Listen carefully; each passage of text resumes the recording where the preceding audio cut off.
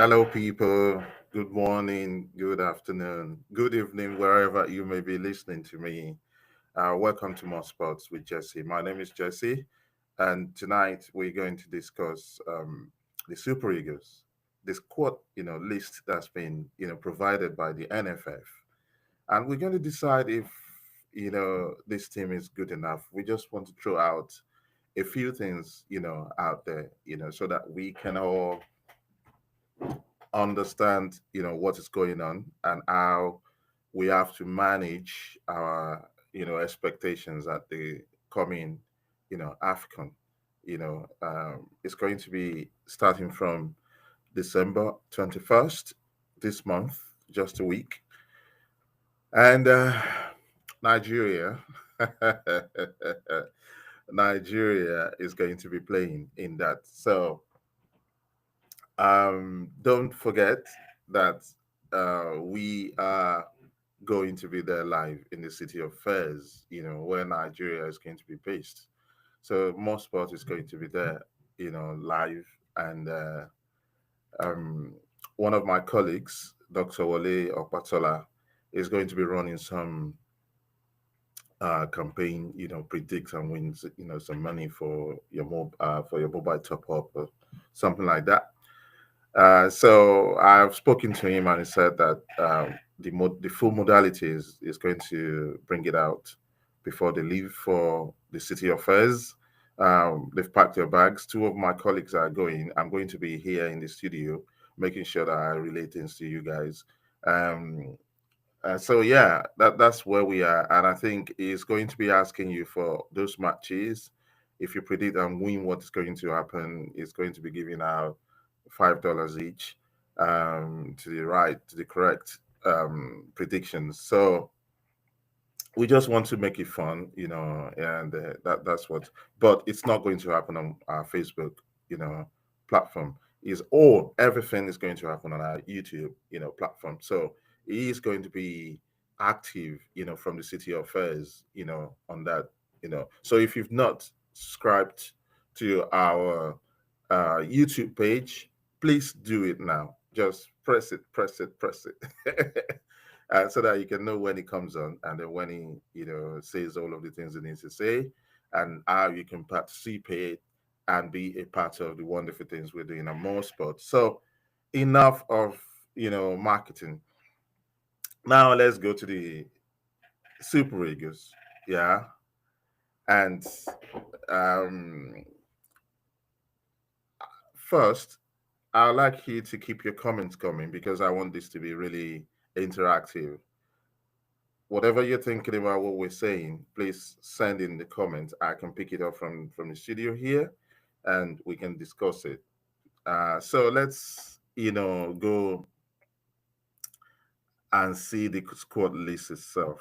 Let's see what the squad list is about.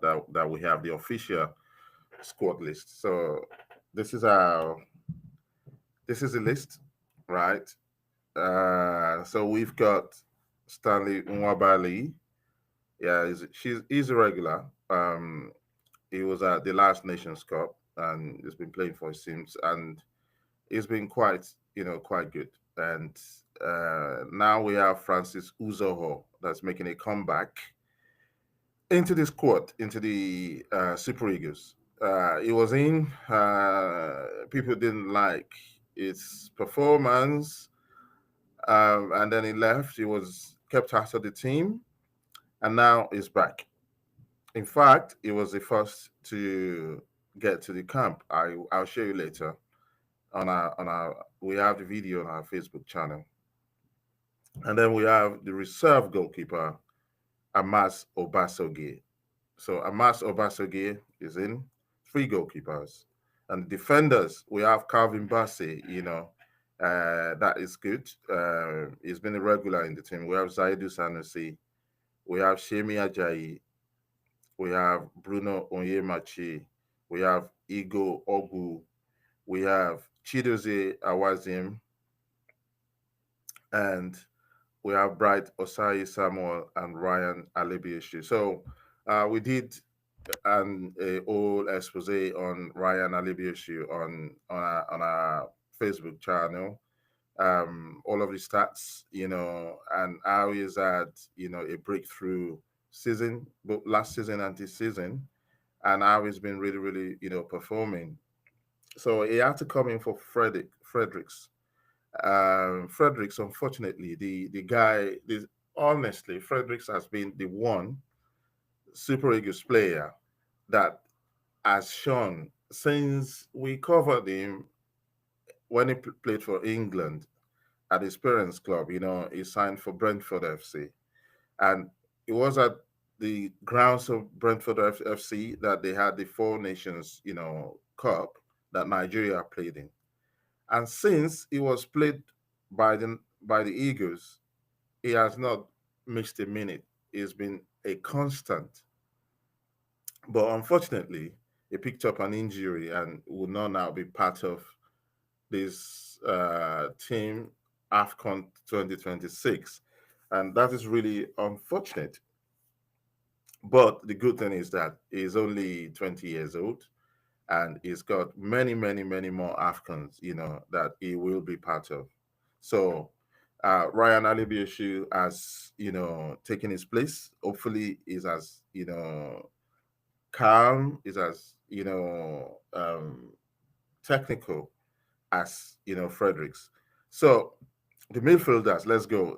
The OG, Wilfred Ndidi, that is now finding his feet back, in Turkey. When he was at Leicester, I think it kind of like,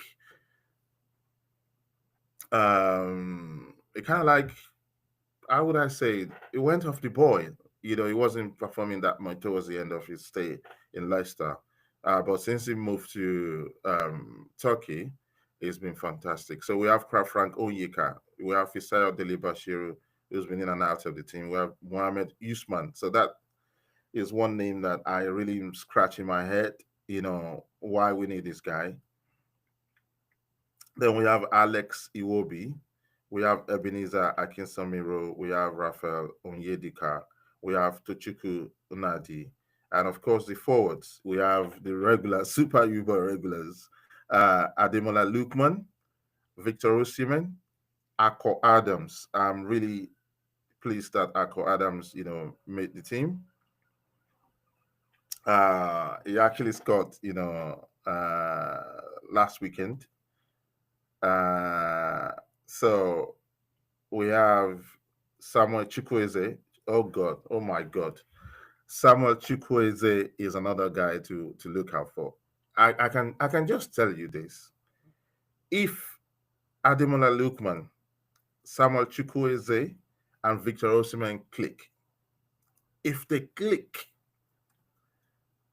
look, they will mask a lot of the weaknesses in this team. They will mask it. Trust me. Because if you've seen the games that Samuel Chukwueze has played for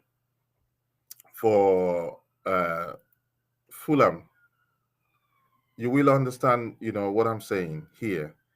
He's played some fantastic blinders, for in fact, he's been assisting every game since he started playing for them.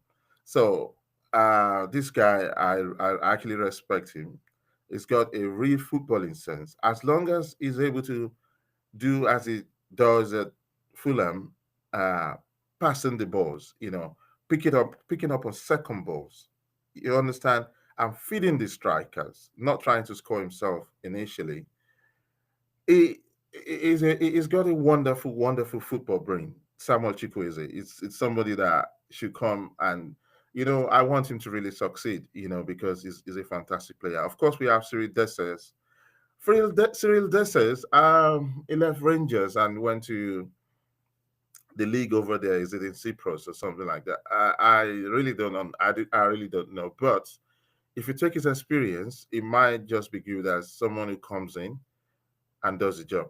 If there's an injury or if there's a dead rubber game that needs to be played, maybe Cyril Dessers, that's for me, that's what I see. Salim Fago. That's another name I'm going to look at today. I'm not really sure. I'm not really sure about that name, but let's keep that aside. That Moses Simon. Moses Simon is in my mind. You either like him or you don't. And his performances in recent times have not been really gingerly and consistent. And I think that is his problem. He's not consistent. So Moses Simon, and of course there's Chidera Ejike, who is the strike partner, for Akko Adams over in Valencia. No, is it Sevilla? Am I mixing things up now? Anyways, over in Spain, both of them are doing well. Both of them scored this weekend. We cover it on our Facebook channel, so you need to look at it. And um, of course, everyone has been saying that Paul Onuachu is on fire. He needs to make the team, and who is going to make way for him if he makes the team? That is Tolu Arokodare uh, Wolverhampton Wanderers in the Premier League. So I'm not sure of this. I think it's 50-50. I would rather have Paul Onuachu. So I go with the coach, here, in the sense that Tolu scores, but his score rate is not that prolific. He scored a fantastic, almost an impossible goal against, Arsenal at the weekend. And that, for me, is if you have a team that is tight defensively and a midfield that does the defensive job, and you need to sneak in just 1-0 win here, one win, I would prefer Arokodare, to give you that. But if you're looking for the expansive type of play, attacking type of play, continuous attack, entertaining, football that Nigeria is known for, then you have to take Paul Onuachu. So this is the team, that we are banking on to win us the league. I mean, the AFCON. I'm sorry, I'm back in the EFL mode. No, we're not in EFL mode. We are banking on them to shine at AFCON and give Nigeria its fourth, title. But am I confident? Are you confident that we are going to get this fourth title? I am not so sure. And why am I not so sure? Let me go into the chat quickly and see what my people are saying. Kenny says it's unfortunate that we didn't learn anything from the failure of the World Cup qualifiers. I will have to agree with you there, and I'm going to produce evidence, to why we've always had systemic problems in the team. And Gislin is saying that Moses Simon is not consistent, but we need his experience. Yeah, if you're looking for experience, if you look at the list, Moses Simon is a forward. Paul Onuachu Sri Desas is a forward. How much of experience that is not playing do you want on a team? That is the question you've got to ask yourself. Or do you want to get guys who are performing right now? So one of those guys, we'll come to that stats later. One of those guys is Gift Urban. For instance, I would rather have Gift Urban when we look at his stats than having Moses Simon on the team. So now let's go to where the issue actually arises, for me, and probably the one that you also want to pay attention to. So we got this list of the new Super Eagles, and you can see I've pulled this from our More Sports website. We posted it six hours ago, and we've got all of these new guys, that are coming into the team. So Tochukwu Nadi, Zultawarejim. Okay, no, I don't mind him. We need youthfulness. We need somebody. You see, when you play attacking football, for me, I prefer a midfielder that's mobile, that's constantly walking. A lot of people don't see. A lot of people want to see Michael Essien type midfielder that is doing everything. A lot of people want to see fantastic midfielders, but I would like to work us midfielders. On that club, we had a midfielder called Jordan Anderson.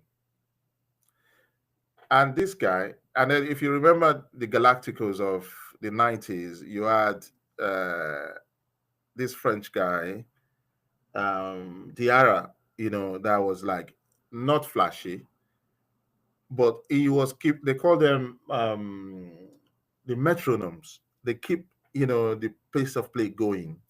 They just tick tock, tick tock, tick tock, tick tock, receive the ball, release it, receive it. Unselfish. They are there to work for others. So if Tochuku is going to be that kind of midfielder, that is what the Super Eagles need.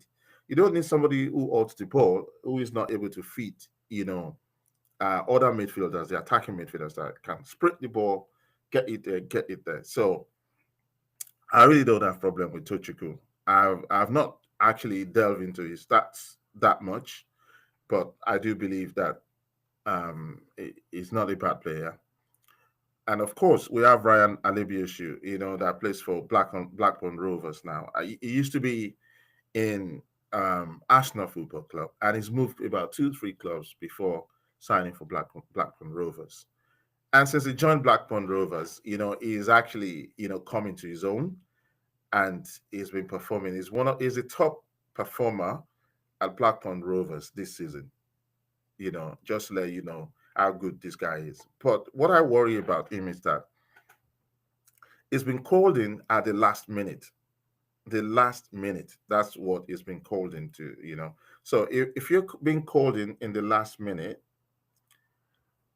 what is going to happen to uh, understanding your teammates, understanding the pattern of play, understanding what the coach wants, and understanding the culture?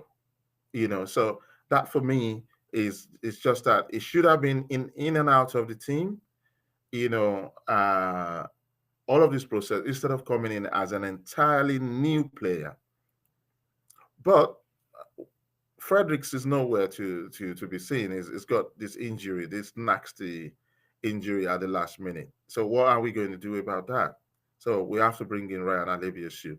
But going forward, I thought one of the best things you can do for planning, when you plan, a team, is to have this pocket of players that you call up, you know that if there is an injury to one person or the other, then there will be there would be no issue. So yeah, so that's Ryan Alibish. If you want to look at all the stats for Ryan, you can go into our Facebook channel. We wrote quite a lot of things about him. We did a lot of research about this guy. I don't have any problem in his ability, to play the ball, to carry the ball, to defend one to one. He hasn't got that problem at all. So he's quite a steady guy. Now we've got this midfielder called Salim Fago. Now Salim Fago, we will come to him. I really don't understand this guy in the team. And also we've got Mohamed Usman, who plays. Salim Fago played for NK Istra 1961. Yeah, off the top of your head, I'm sure you don't know where that is. It probably be in Cyprus or Croatia or somewhere, down there. And if you look at the Senegalese team, you'll probably not find any player playing in one obscure team, in the backwaters of Europe, and that is the problem I have with this team. So if you got the Senegalese team full of experience, full of fantastic players, full of new and old, players coming together, um, do we stand any chance against this type of, opposition, as we saw with the DR Congo, team, you know? Then we have Mohamed Usman, who plays for Ironi Tiberias. Oh my God, this for me is where the alarm bells, start to go off. The alarm bell starts to ring, violently in my head, because I really do not understand, the selection of this guy at all. I really don't. And I'm serious about that. Okay, we've got Ebenezer Akinsomiro, who joined Inter Milan just at the beginning of the season. and it's with Inter Milan, and then is on loan at Pisa to gain experience of the Italian league, and they probably bring him back if it does very well, or or sell him. But it's one player that I really like. You need youthfulness, you need to blend a blend of youthfulness and experience. So I really like him. So before we say what's on our mind, give our verdicts, I would like to play a video for you to see. And then you can make up your mind. Then I can make up my mind on what actually this is all about. I'm going to play the video of Amaju Pinnick, the guy who just left the NFF, the guy who presided over the rot of not qualifying for the World Cup, of barely qualifying for the AFCON. With all the resources Nigeria has got, that guy took the football, he did not really deliver anything. And he's passed, the baton, to Gusso. And Gusso, honestly, I really don't understand. But let's watch this video, and then we can come back and make, the analysis that we need to make.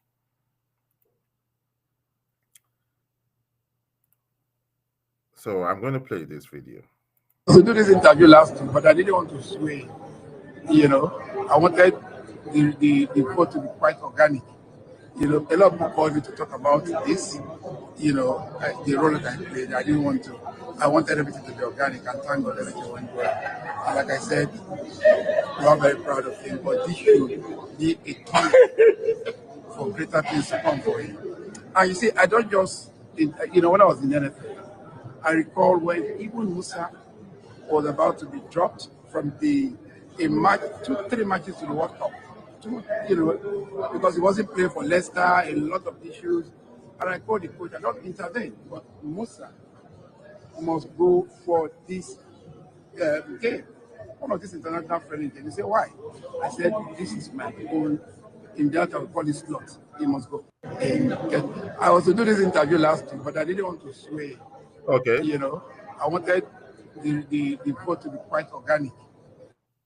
So I hope you have, listened to that video. So that is, the past, chairman of the NFF actually saying that they tell the coaches what to do. They tell the coaches, the teams, to play, how they pick their team. And they tell the coaches what they have to do. Guys, if we make complaints, we actually know why we're making, the kind of complaints we make. So it's up to you to digest it, if you can.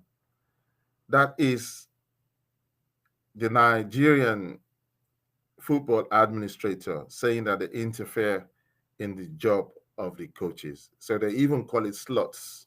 So they've got slots in which they say this player must play, regardless of the performance levels, of the statistics of that player.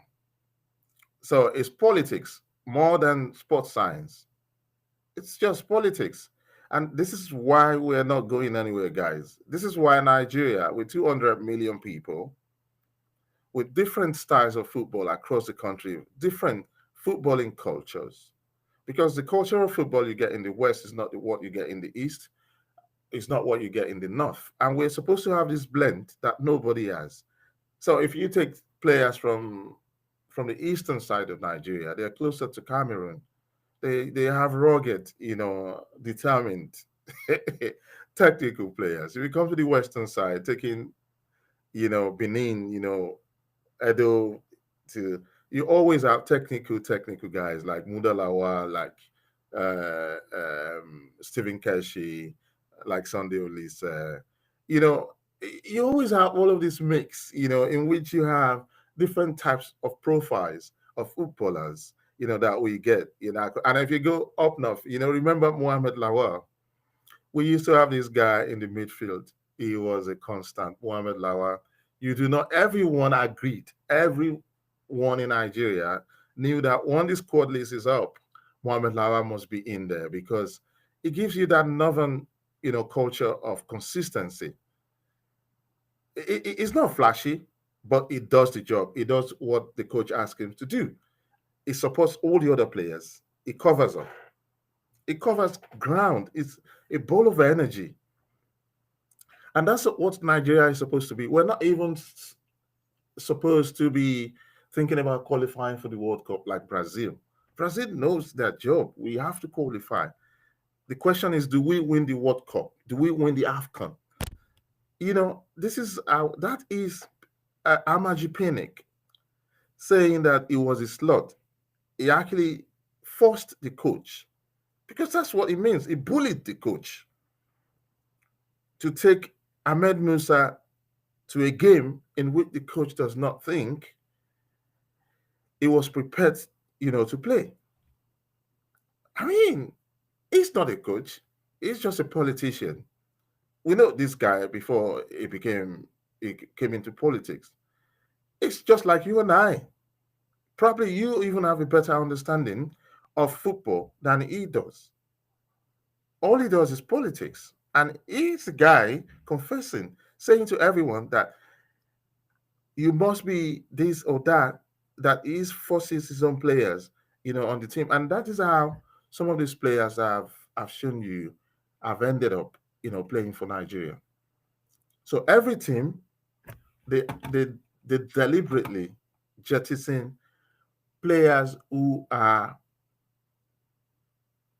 supposed to be their own merit. They don't take them. They don't take them. Guys, this is what we are dealing with. So they've got I've shown you that we've got a guy called Usman Ahmed. Now, there's a guy called Chrysanthus Uche.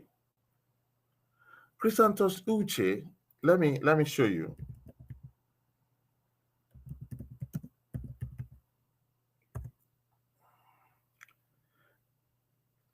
He played over the weekend for Crystal Palace. Now, is when he came into the league, because we monitor him all of the time. When he came into the league, it was like, okay, it was a really fast, league for him. And he was not up to speed. So the coach told him, you need to get up to speed with the EPL because it's quite a physical, you know. And he's been played now, and this guy has, turned. That's him. That's Christian Uche. That is the quality of player that they left behind and brought in Usman Mohammed. So if we say that, you know, politics is taking control of Nigerian football, some of you will say no, and you say produce your evidence. Okay, we've just produced evidence for you. Now, look at this guy, Chrysanthus Uche. Now, let me check out his stats for you. Let me check out his stats. Um, let me look for the stats.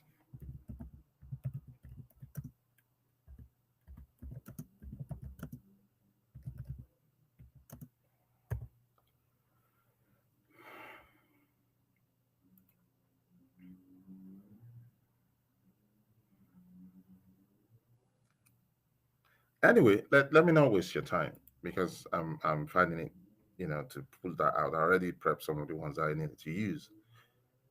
That is a player that they've left behind, youthfulness, energy in the midfield.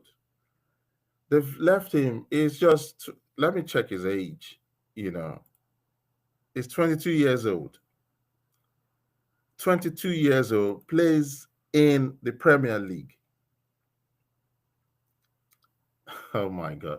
And who did we bring in his place? We brought in a 31 years old Mohamed Usman. He plays in an unknown second division club in Israel. Even if you play first division football in Israel, you are still playing in a backwater football league. Yakubu Ayigbeni was called to the when he used to play for Maccabi Haifa. Maccabi Haifa was playing regularly in the Champions League, and he was the main guy, in that team, and that's the only reason why they call him up. So I'm not saying that good players cannot play in a backwater league, but here let's look at the age. We're talking about a 22 years old player, Chrysanthus Uche, that is playing for Crystal Palace in the Premier League, and then you've got this Usman Mohammed, who is 31 years old. Probably that is his football age, might be 33 or 34 or 35, and is playing not in Israel. Israel is not a footballing country. Sorry, it's not a proper footballing country. It's not even in the top 8 when you take, European football. Now, you take a player from there. You did not even take the player from the first layer of the league they've got there. You took him from second division of Israeli football. Guys, what are we doing here? What are we doing here? And okay, let's check some stats. I need to tell you a few things about, this Usman Mohammed, right? So this season he's played 11 matches so far. In those 11 games that he's played this season, yeah, he's accumulated 7 yellow cards. It's not disciplined. You played 11 matches this season and you accumulated 7 yellow cards. And I've not seen those yellow cards, but if I go back and do a review, you'll find out that it's because of his age. When younger players glide past him, he would have no choice than to grab them. That's what is happening here. Guys, can you see now? His legs are gone. He's also got 1 red card, so that making 8. So for every game, you're almost sure he's going to get a card. It's going to ruin your game. Almost a booking per game. Now it gets dribbled past 0.9 times per game. So his one-on-one situations is really, really bad. Really, really bad. So that is the person you want to put in your midfield against a Chrysanthus Uche, who can not only do the defensive job, but also join the attack and also has loads of energy to burn through. Look, guys, modern football is about transitions. Yeah. And when you're going into your transitions from defense to attack, you need fluidity and you need speed. In fact, speed trumps fluidity. Even if you're not fluid and you're able to run past people, you're likely to grab a goal or two. But if your legs are gone, what are you going to do? I mean, you just want this guy to go to AFCON and warm the bench. He's 31 years old. He's 31 years old. Is he going to go for the next AFCON? No. Uche Chrysanthus is 22 years old. Has he got at least 3 AFCONs, on to go to look forward to if he keeps playing the way he plays? Yes. So you see, these guys are not planning for the future. They are wrecking the Nigerian football future. They are wrecking it. That is what these NFF guys are doing. 31 plus years. And that is the person you are just giving a call today. Could it, like, just looking at this guy, you can immediately know that he's somebody's slot, as they say. And they forced him on this coach. So this is one of the reasons why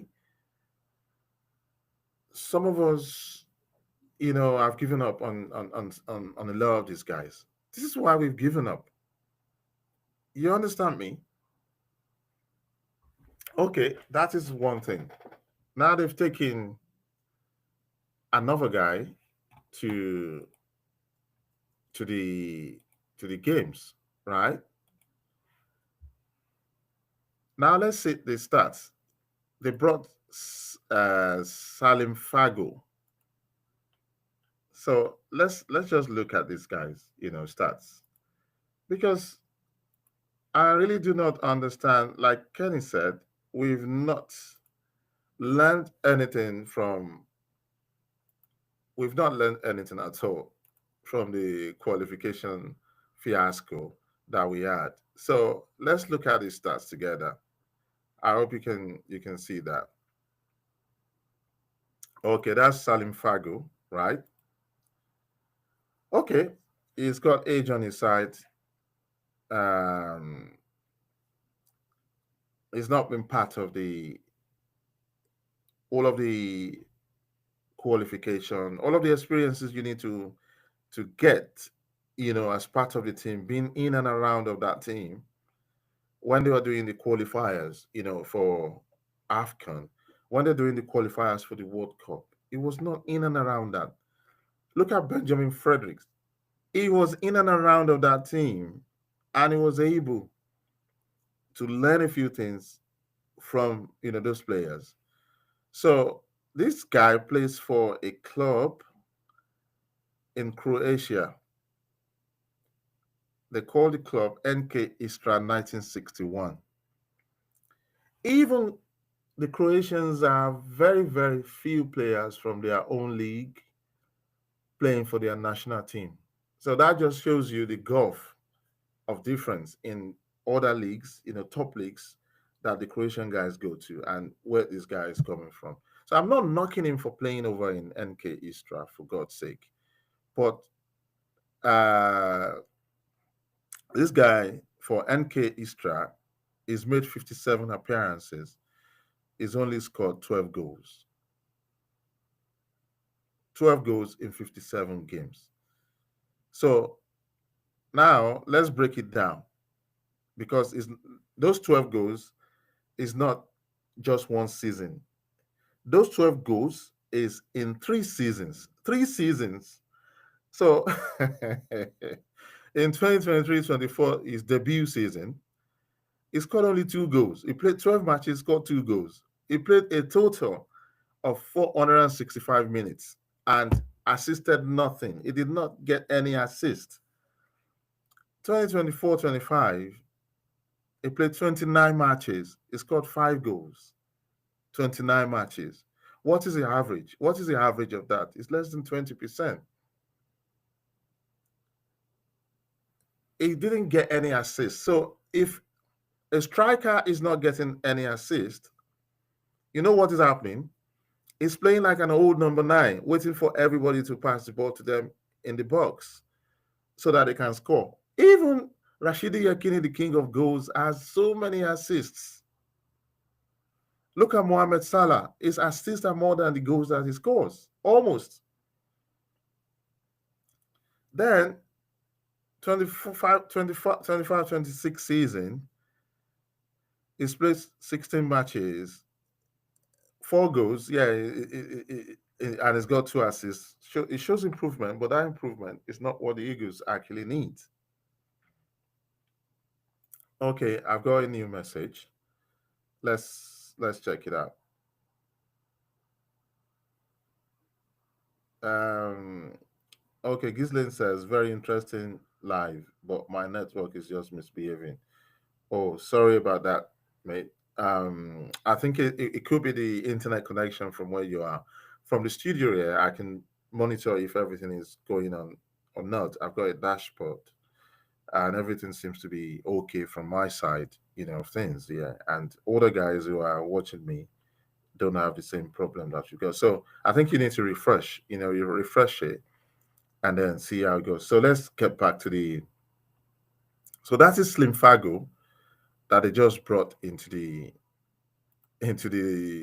team. And now let me show you the stats of somebody they left out of that team. Let's go.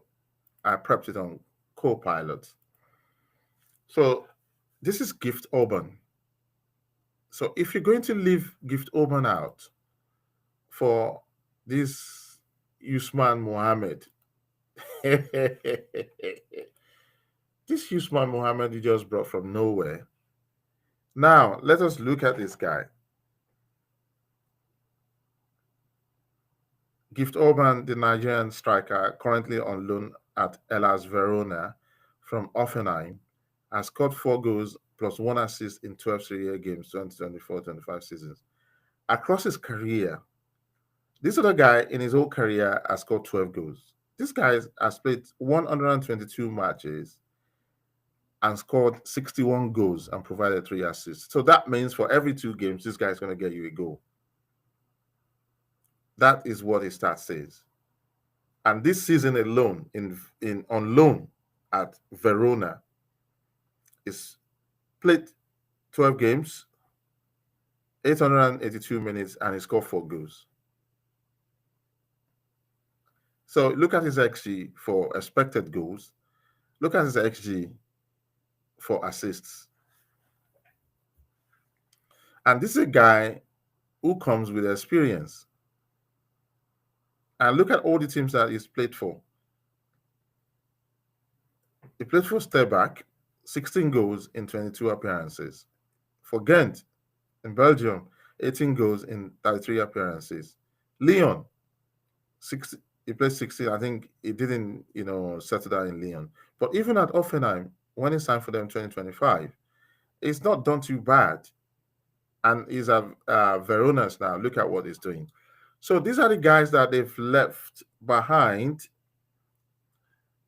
to focus on guys that we've never had anything about.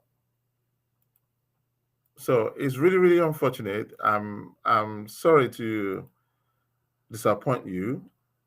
I really don't have a lot of hope for us winning this tournament, and it's not down to the coach. Actually, I think Eric Chell. I rate Eric Chell now.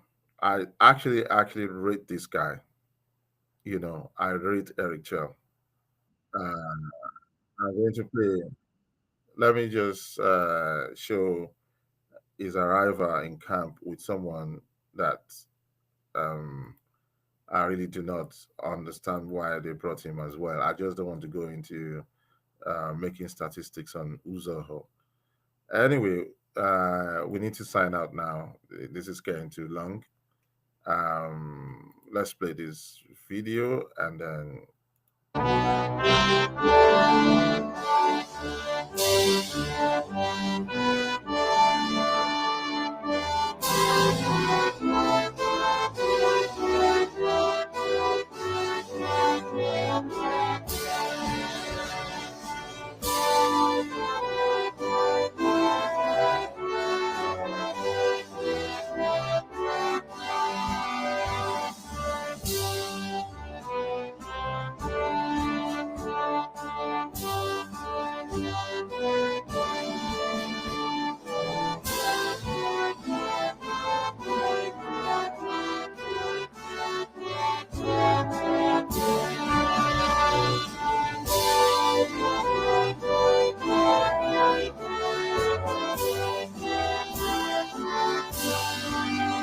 Okay, so I guess that's it. Honestly, I'm not going to blame Eric Cho at all because his hands are tied. He's been owed salaries. They've not paid him, so he's been owed. And that is Uzo there. I really don't understand going to pick Uzo from the Cyprus League to come and play AFCON for Nigeria. I really don't understand it. So if you understand it, please let me know in the comments.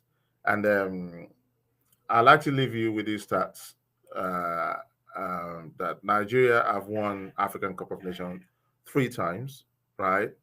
And all the winning teams have been captained by centre backs. So Christian Chuku in 1980, when we won, it was a captain, and then Stephen Keshi was a centre back when we won, and the captain in 1994. And when we won it under Stephen Keshi as a coach in 2013, it was Joseph Yobo, the centre back, that was the captain. And the last AFCON in Cote d'Ivoire, we nearly won it. We just we we touched that game ourselves, and if we had won it, Trust Ekong would have been the centre back. So I think Eric Chell would do himself a whole world of favor if he chooses someone from the centre back, to become the the captain of the Eagles. So let me know what you think about that. Do you want, a centre back? It's a myth, but sometimes, some of these myths are what you live by in football. And also, let me quickly tell you about Nigeria's playing tomorrow. We will get all of these things ready for you on our Facebook channel.